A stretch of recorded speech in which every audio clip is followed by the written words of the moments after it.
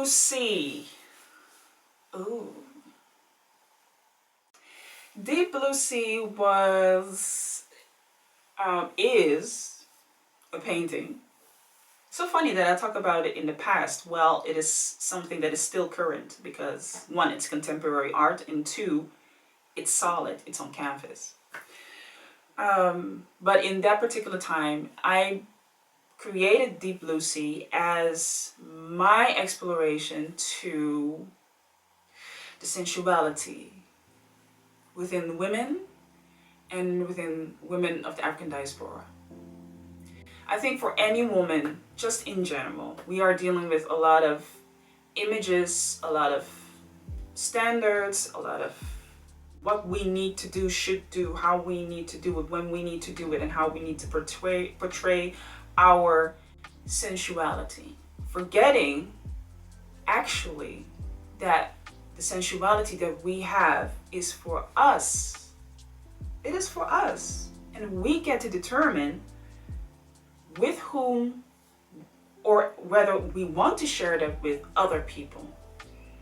But we have all the permission, and actually really don't need it from other people, to really get into that embodiment of sensuality.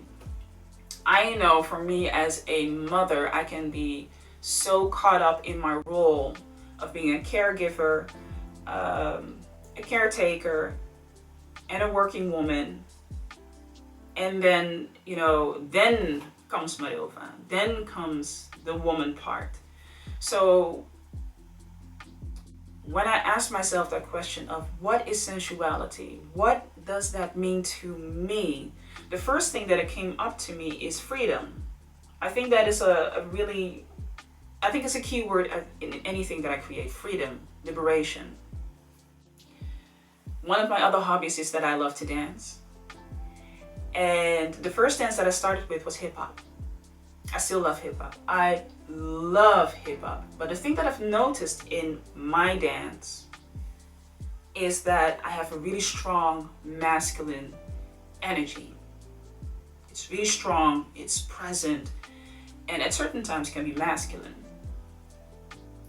And during the latest years, I really have tried to discover for myself, well, how can I still have that strength and go more towards my feminine, sensual way of being without having that guilt feeling of, oh, that's weak. That's considered weak, that's considered soft. And I think the first thing that I had to do is just take away the judgment over it. The judgment of being weak and being soft and not being strong. I believe that women, and especially women of the African diaspora, have a very great, beautiful strength within themselves that is sensual and beautiful. And you're allowed to feel it any way that you feel that, any way that you can explore that.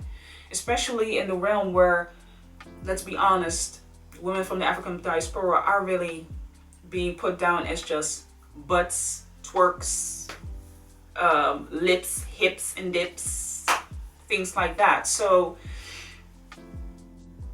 having that exploration and having that allowance to explore what that is, and I've explored it as Deep Blue Sea, actually diving deep into your own sea of what really feels good to you.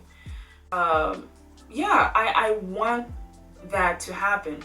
I want it to be confrontational. I want you to ask yourself the question, do I allow myself to be that? I don't know. Maybe that's a good question that you can ask yourself. So yeah.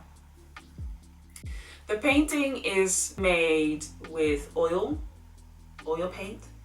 The koi fish that you see is made with acrylic. And I chose pink because pink is seen as a feminine color, but it's also, for me, a color that I always would distance myself from. I would always distance myself from the color pink because it is too girly. But I wanted to have a hint of pink in it, expressing also strength, but softness and fluidity. And water also stands for softness and fluidity. So those are elements to support actually the actual story behind Deep Blue Sea. The thing that I want people to take away from this is liberation, sensuality, embracing feminine power, feminine essence, feminine energy, because even if you are a man, you also have your feminine energy.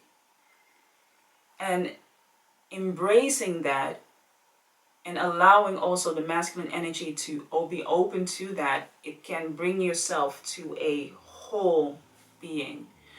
So that is definitely something that I want you to take away from it. But again, like any other painting, you know, this is my message, and maybe there's something else that you see in it and that you are allowed to see that as well. But this is the message that I hope you can take away from.